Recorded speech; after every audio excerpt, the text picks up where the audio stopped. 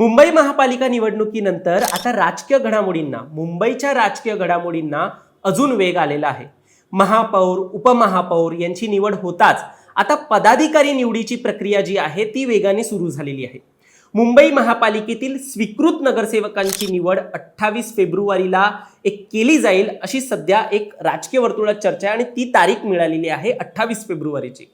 या पदावर देखील निवड झाली पाहिजे असे प्रत्येक पक्षातील कार्यकर्त्यांना आणि पदाधिकाऱ्यांना वाटतंय। ठाकरेंची सेना असेल, शिंदेंची सेना असेल किंवा भाजप काँग्रेस त्यांच्या पक्षात जे कोण निवडणुकीत पराभूत झालेत आणि काही कारणांमुळे त्यांना निवडणूक लढवायला नाही मिळाली आहे, तर अशी जी लोक आहेत ते या पदावरती दावा करू पाहतायत, स्वीकृत नगरसेवकांच्या पदावरती दावा करू पाहतायत। आणि अशातच शिंदेंच्या निवासस्थानाबाहेर याच स्वीकृत नगरसेवक या पदासाठी जोरदार लॉबिंग होतानाच्या बातम्या देखील समोर आल्यात। नेमकं हे प्रकरण काय आहे जाणून घेऊया या व्हिडिओच्या माध्यमातून। दरम्यान तुम्ही चॅनलवर नवीन आलाय तर लगेच सबस्क्राइब करा प्राईम टाइम महाराष्ट्राला, कारण असे राजकीय घडामोडी आणि घडामोडींमागील राजकारण आम्ही नेहमी तुमच्यासाठी घेऊन येत असतो।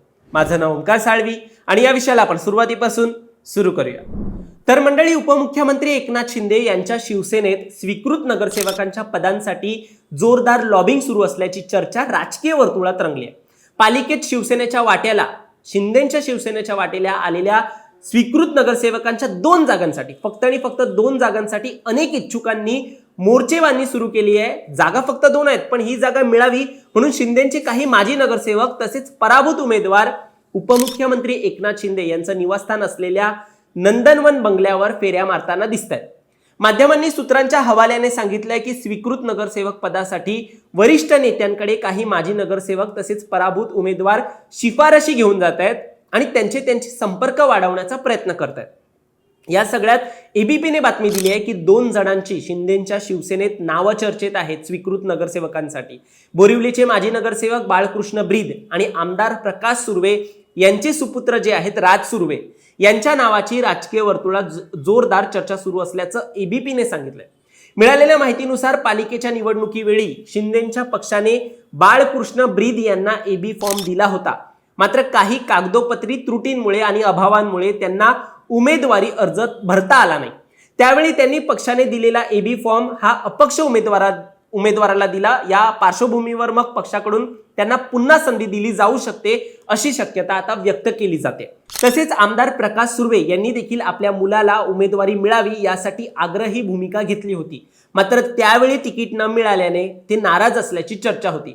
त्यामुळे प्रकाश सुर्वे यांचे पुत्र राज सुर्वे यांना स्वीकृत नगरसेवक पद देऊन पक्षाकडून ही नाराजी दूर करण्याचा प्रयत्न होऊ शकतो असे बोलले जात आहे।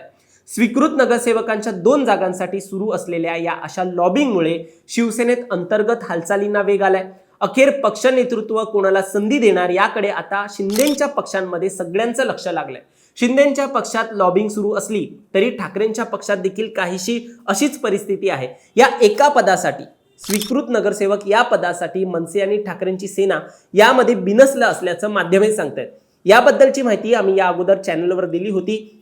तो व्हिडिओ पाहण्यासाठी या सजेस्ट होणाऱ्या व्हिडिओला क्लिक करा आणि असेच नवनवीन अपडेट पाहण्यासाठी चॅनलला सबस्क्राइब करायला विसरू नका।